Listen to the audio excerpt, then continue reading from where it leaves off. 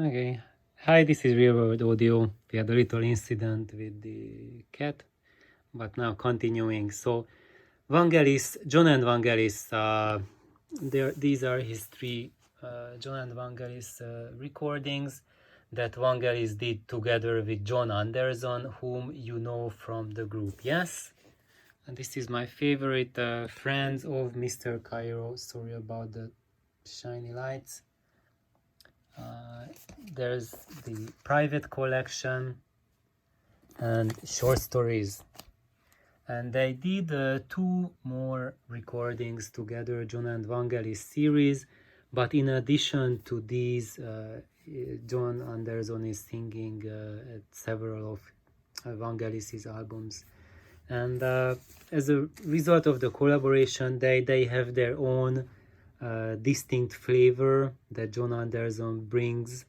So if you like the group Yes, then you will love these albums. And now let's see what are some of the albums of Vangelis. These are his I would say See You Later is a very interesting album. I was listening to this about an hour ago. I love this album a lot. In my university years, I listened to it many times. Sadly, not this album, but the CD version. The LP is just light years ahead of the digital version of it, and also same thing with the Spiral. Those years I listened to Spiral a lot. These are, I would say, not the very typical Vangelis albums, but he comes through, and I would say that these albums, they describe mankind today. So if when people listen to these 200 years from now, they will listen to these albums to get a feel how was it to live in the 20th century. And I'm pretty sure that 200, 300, 400, 500 years from now, Vangelis will be counted in the line of the great musicians of history. Just like Mozart, Bach and Beethoven is today, Vangelis will be in that hall, and many contemporary classical musicians will not be there. His China album, this is very nice as well. Heaven and Hell, it's a lot of movement here. There are different pressings of it. Of course, he is a quite well-known musician, at least in Europe, and there are lots of different pressings of his albums. Even if you just look at it like European pressing, American pressing, or you can look for the Japanese pressings that you can see with the obi. This is how you can recognize Japanese pressings easily. And but now let's just continue with Boburg. Invisible Connections. This feels like a more modern, a more electronic album from him. And then he has the collections and singles.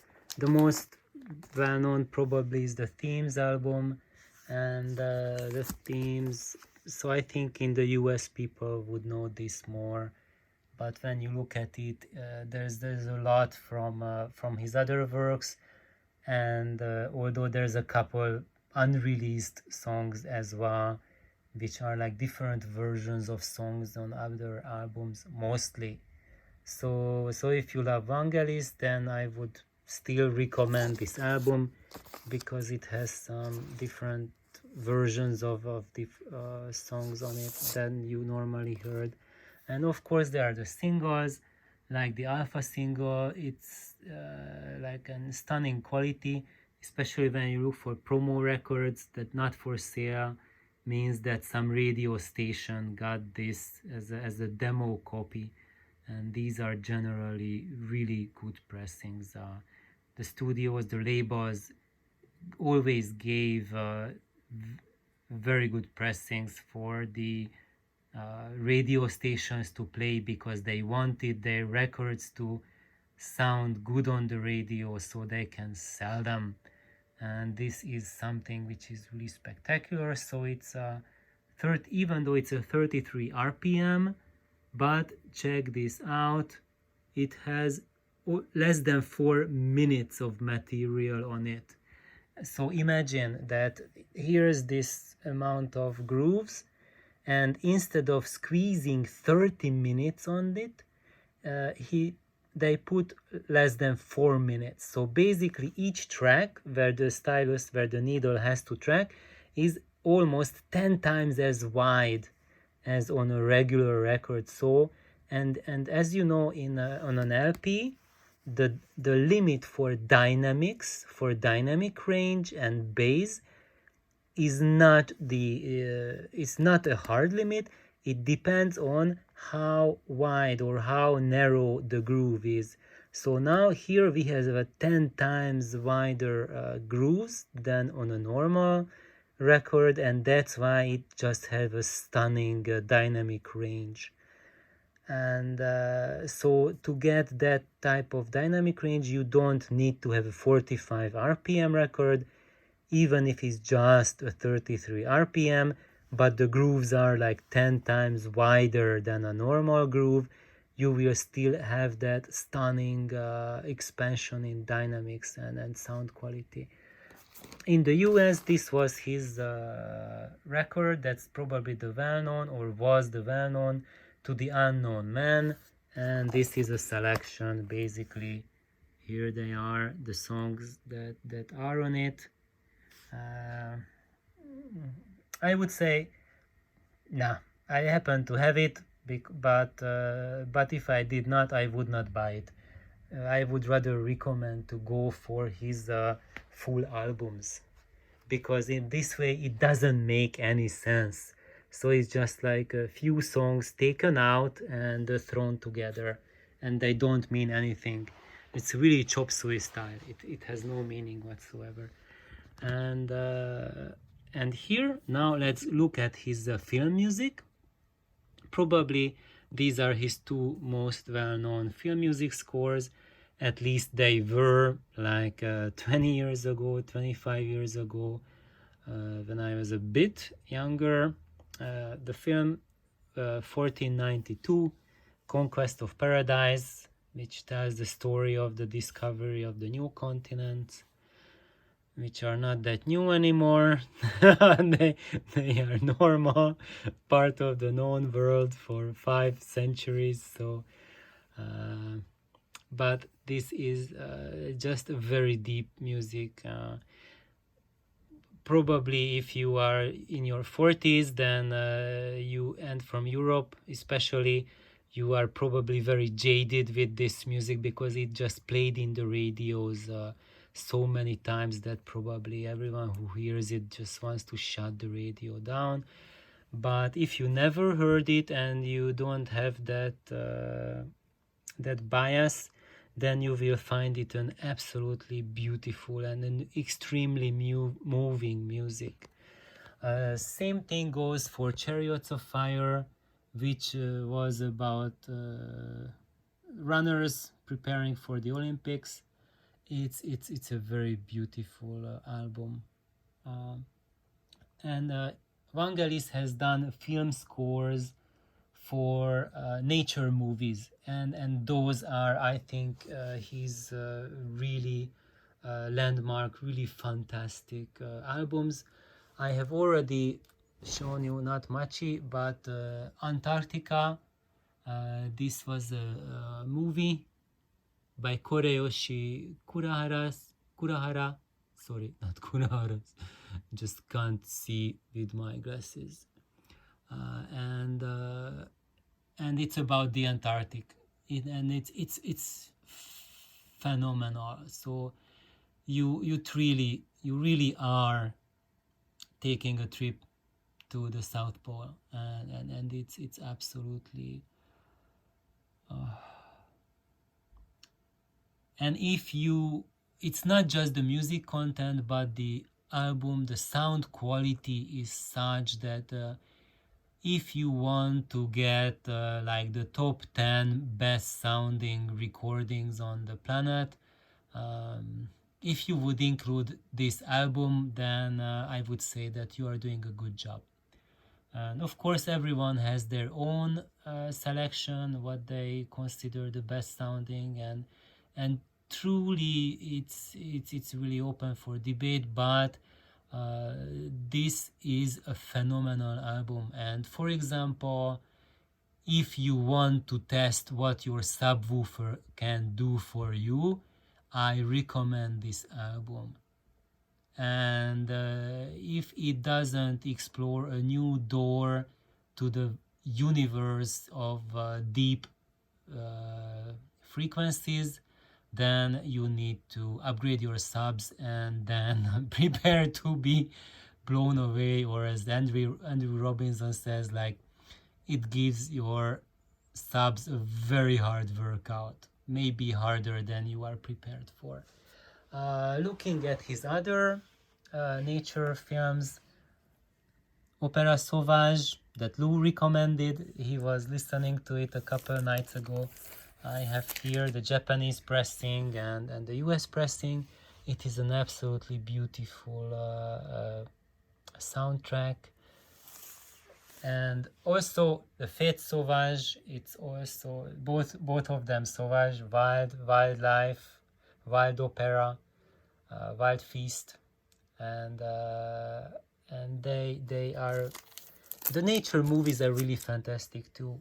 You should watch them, and both of these are really highly recommended, really very high sound quality, absolutely superb. And I have two more nature movies to recommend. One of them is the Apocalypse of the Animals, and if you notice, then it's both of these are collaboration with Frédéric Rossif. He's a French filmmaker who made these nature movies, and Vangelis made the film score for his films. And so this describes the hardship of the animals, that how hard is it to be an animal. It's literally a life and death situation. And there's one more movie, nature movie I would like to present, is the Soil Festivities.